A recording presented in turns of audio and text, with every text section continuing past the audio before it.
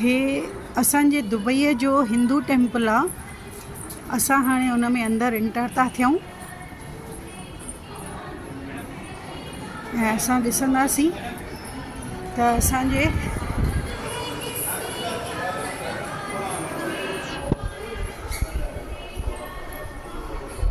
मंदिर में एंटर थियण खां अॻु हिते सभु पंहिंजा पेर धोई रहिया आहिनि। हिकु फ्लोर मथे चढ़ण खां पोइ असां प्रेयर हॉल में पहुचंदासीं। अचो त गॾिजी दर्शन था कयूं दुबई जे असांजे हिंदू टेम्पल जो, जेको कि असांजे पंहिंजनि ई सिंधी भाउरनि जी महिनत जो परिणाम आहे। हेतिरियूं सारियूं बेल्स ॾिसी करे, घंट ॾिसी करे ॾाढो सुठो पियो लॻे। थोरो अञा क्लोज़ दर्शन कंदासीं। हिते वेद मंत्रनि जो हिन वक़्तु पाठ थी रहियो आहे। तमामु ई सुहिणो नज़ारो आहे।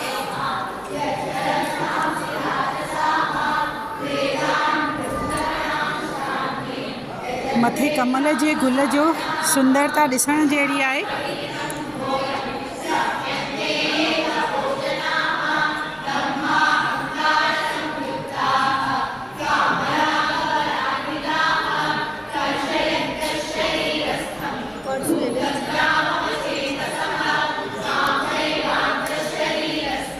अचो त गणपति जी सां असां शुरूआत था कयूं दर्शन सां।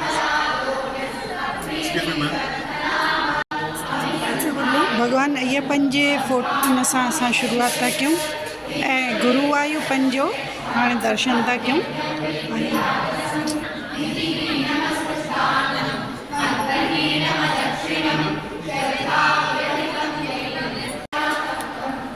लक्ष्मी नारायण जी हीअ तमामु सुहिणी प्रतिमा, वीडियो शायदि इन्हनि जी ख़ूबसूरती नथो खणी सघे। एतिरी सुहिणी प्रतिमा ऐं उन्हनि ते एतिरा सुहिणा ज़ेवर वस्त्र ॾिसी करे ईअं थो लॻे ॼण साक्षात परमात्मा पाण धरतीअ ते अची विया आहिनि।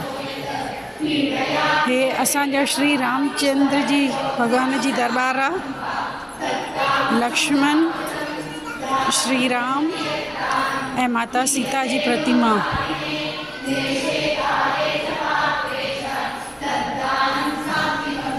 इन सां गॾोगॾु हाणे असां राधा कृष्ण जी जो दर्शन पाईंदासीं। मुरलीधर कृष्ण मोर पंख जे मुकुट सां विराजमान ऐं माता राधा।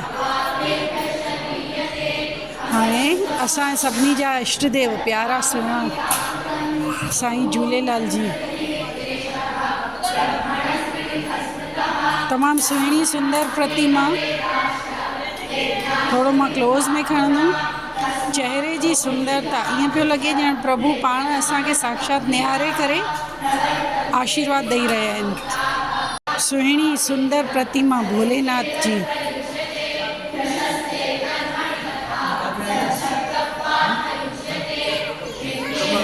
मूकंबिका देवी।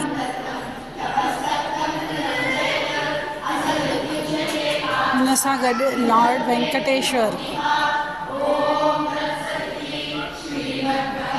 असांजी माता वैष्णो देवी।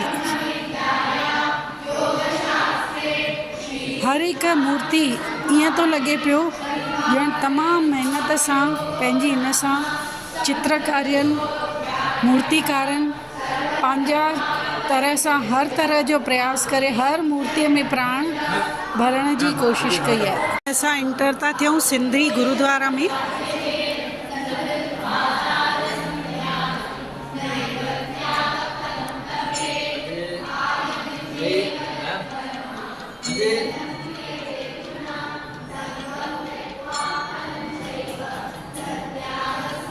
अचो त हिकु परिक्रमा असांजे गुरुनि जी बि करे वठूं।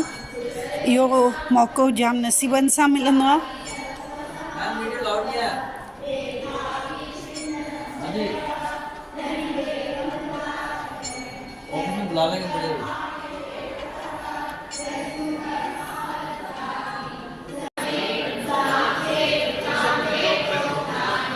हिन वक़्तु हिते हिकु अलौकिक नज़ारो ॾिसण जे लाइ मूंखे मिली रहियो आहे। जेको मां तव्हां सभिनी सां कोशिशि करे रही आहियां शेयर करण जी, श्री गौतम स्वामी ऐं श्री जलाराम बप्पा उन्हनि जी प्रतिमा जो दर्शन करण खां पोइ हाणे असां करे रहिया आहियूं शिरडी जे साईं बाबा, जिन जी बि तमामु सुहिणी प्रतिमा तव्हां ॾिसी सघंदा थोरो क्लोज़ली हिनखे। ऐं हिते असांजा हनुमान बप्पा उहे बि वेठा आहिनि, सभिनी भक्तनि जूं मुश्किलातूं पंहिंजे हथनि में पहाड़ जे रूप में खणी करे।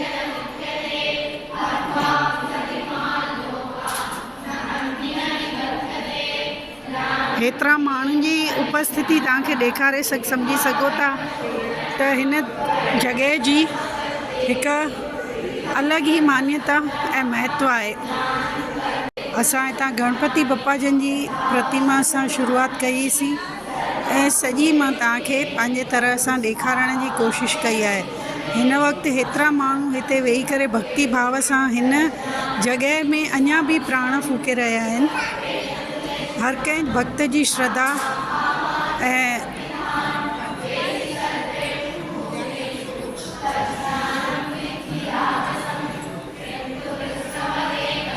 हाणे असां दर्शन करे रहिया आहियूं नवग्रह देवता जो।